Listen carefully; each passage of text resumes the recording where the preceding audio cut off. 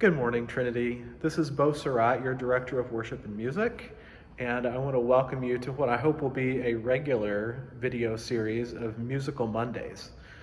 In this series, I hope to connect with you around what's going on musically here at Trinity and in the wider world and in our lives together, especially during a time when we're not all together present in worship on Sundays.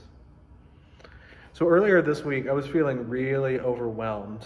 I'm just getting started here at Trinity and want so much to get back to the musical routines that we knew in 2019, and just longing to make music with you all, knowing that we can't do that completely the way we would like to. But I was also feeling overwhelmed by the pandemic in general and Afghanistan and Haiti and just everything that's going on in the world, the troubles and the sufferings of this world. And as I was feeling overwhelmed, I read this piece by Nadia Bolz-Weber, ELCA pastor, and in this piece she said, if your circuits are overwhelmed, there's a reason. And the reason isn't because you're heartless, it's because there is not a human heart on this planet that can bear all of what's happening right now.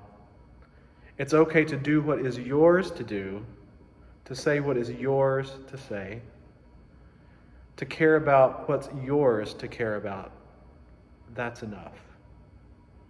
It's easy to be overwhelmed by all the troubles and sufferings of this world, and each of us is called to participate in healing the world somehow, empowered by God's grace. When we feel overwhelmed, when we don't feel like we can pray, when we feel paralyzed, when what's needed seems to be action, the Spirit of God intercedes for us with sighs too deep for words. And I find that often God's Spirit intercedes for us through music.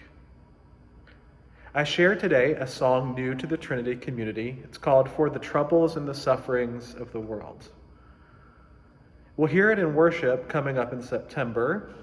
And it's also in the new ELCA hymnal supplement called All Creation Sings.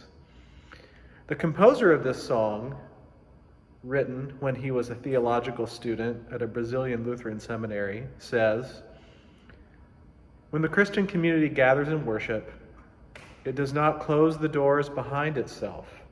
It does not pray for itself alone, and it does not revolve around itself. On the contrary, the Christian community reserves a place in worship to cry out to God in favor of the pains of the whole world. I invite you to listen to this song, sung by the choir and congregation of First Plymouth Congregational Church in Lincoln, Nebraska. We thank them for allowing other congregations to use these videos.